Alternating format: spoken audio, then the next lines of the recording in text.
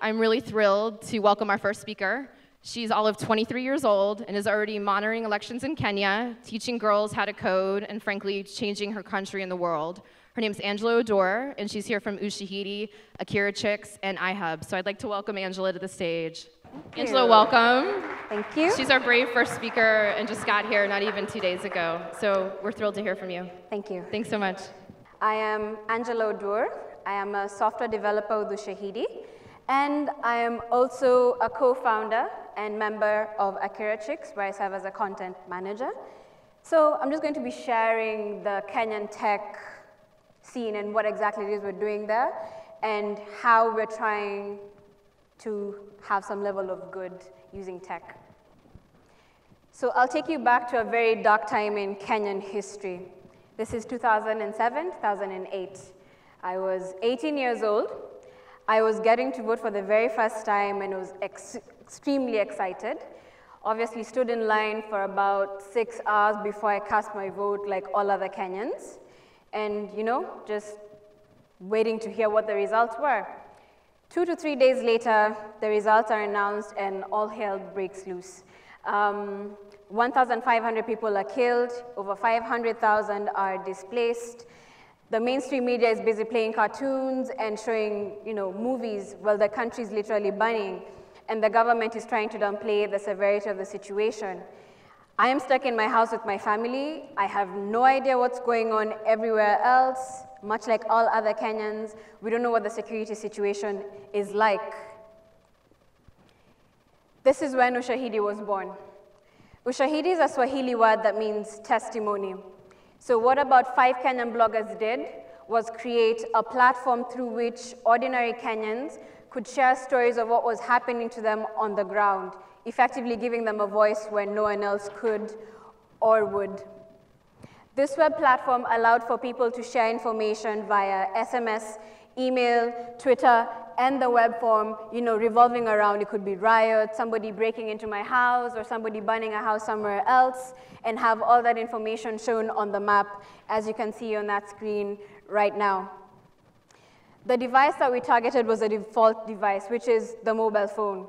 The ubiquitous nature of the mobile phone made it the best way to ensure that all Kenyans were able to participate and share stories of what was happening to them at the time. One of the core philosophies we have at Ushahidi is that, when it was developed, was that if it works in Africa, it will work everywhere. This is because when you're building for, less developed countries with lower level infrastructure, the kind of technology you build for that will be much easier to absorb in a higher level developed country as opposed to the other way around. And true to that statement, this platform has ended up being used more than 30,000 times in more than 150 countries and translated into more than 30 languages. Just a few notable examples of where it's been used. It's been used a lot in the disaster response and crisis mapping space. For example, during the Japan and the Haiti earthquake, where this information was relayed over to humanitarian response organizations who could do something about the people who are affected by the crisis. It's also been used in India and in Kenya, again, for election monitoring, just to make sure that the electoral processes are running good, as well as for citizen journalism to bring awareness of sexual harassment in Egypt, and also to map the ecological impact of the oil spill in 2010. Now let's move forward to 2010. This is 3 years into Ushahidi's existence. The handful of employees who are based in Kenya are working out of coffee shops with the rest of the Kenyan Tech community. It's clearly evident that we need a physical nexus point for people to work out of together. And thus, the iHub was born. The iHub is Nairobi's innovation hub, and it was made possible through funding to Ushahidi by the Omedia network. And it's basically just an open space for technology people who are interested in tech to come and work together and just collaborate. And basically, we've had over 10,000 members since its inception. We've held more than 350 events. With the likes of Marissa Mayer, Larry Wall, and Vinton Cerf.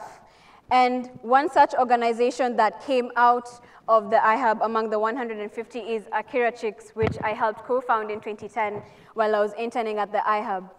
AkiraChix is a non-for-profit tech organization that aims to develop a successful force of women in Africa who will impact technology. Akira is a Japanese word that means intelligence and energy, which aptly describes that group of women who founded this organization along with me. And the game plan behind making sure that we develop this successful force of women revolves around these 4 programs, which is training, mentorship, networking, and outreach. We run a training program that's been running for the past 2 years. So we take young women from poor social economic backgrounds and give them introduction to computers, a bit of programming and entrepreneurship, hoping that these skills that we give them will help them at the end of that 1 year to improve their situation. They could either go and work for a startup, create their own businesses, and just give them a little oomph or alleviate some of the poverty that they're living in. We also run a mentorship program where we have bi-weekly meetings with different high schools in Kenya, and we introduce these young girls to the different career opportunities in tech. We'll go show them what it means to be a designer, what it means to be a programmer.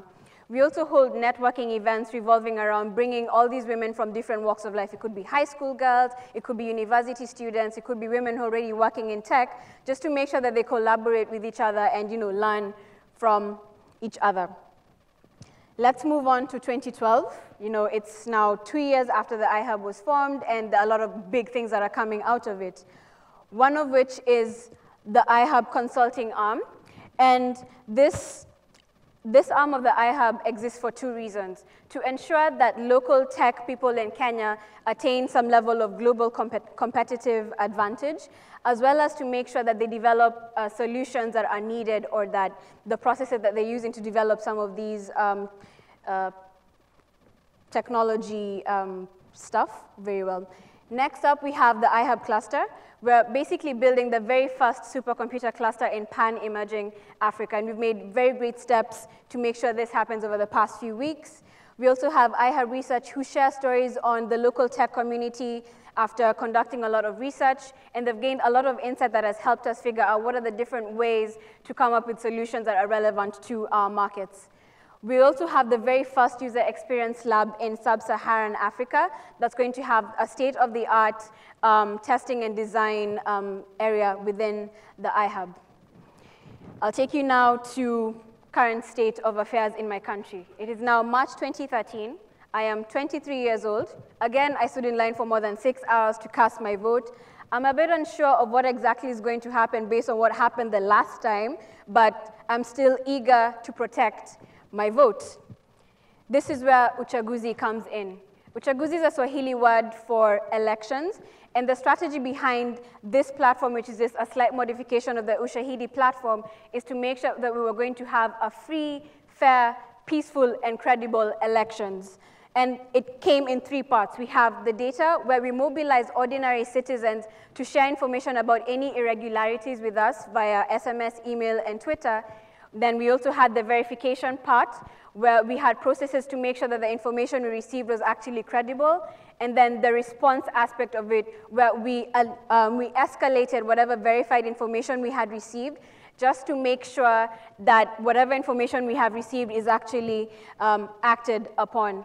So we received over 4,000 reports out of about 4,500 SMSs, with about 3,000 of these being verified, revolving around, it could be polling station issues, it could be a few isolated incidences of security information.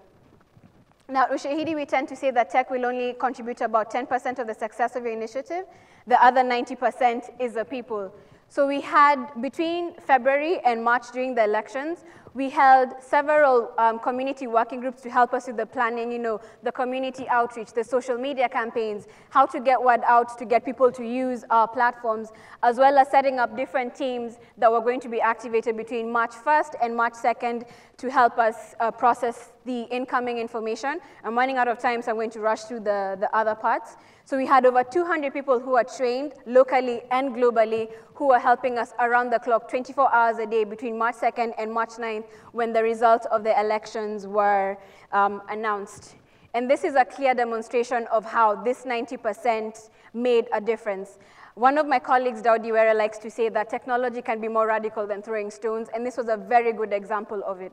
We had 200 people in Kenya and globally helping us process all this information, helping us with geolocation, helping us with translation, and just making sure that we're protecting Kenyans' votes. These are some of our partners. We had SODNet, CRECO, and HEVOS, who helped us form some of the partnerships on the ground just to make sure that all these processes were running smoothly. So for more information, you can just visit some of these sites. I'm also around. You can come. I can give you a run-through of how the platform works. And I think my time is up. Thank you.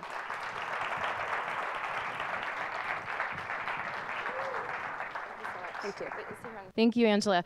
Actually, I wanted to just ask you a question because I can't believe you're 23. I was not much good for anything at 23, to be honest, and probably a few of us in the room weren't either. How did you start doing this work? What was it that made you become so passionate about coding, developing, and doing the kind of work that you've done at such a young age? Because it's really extraordinary.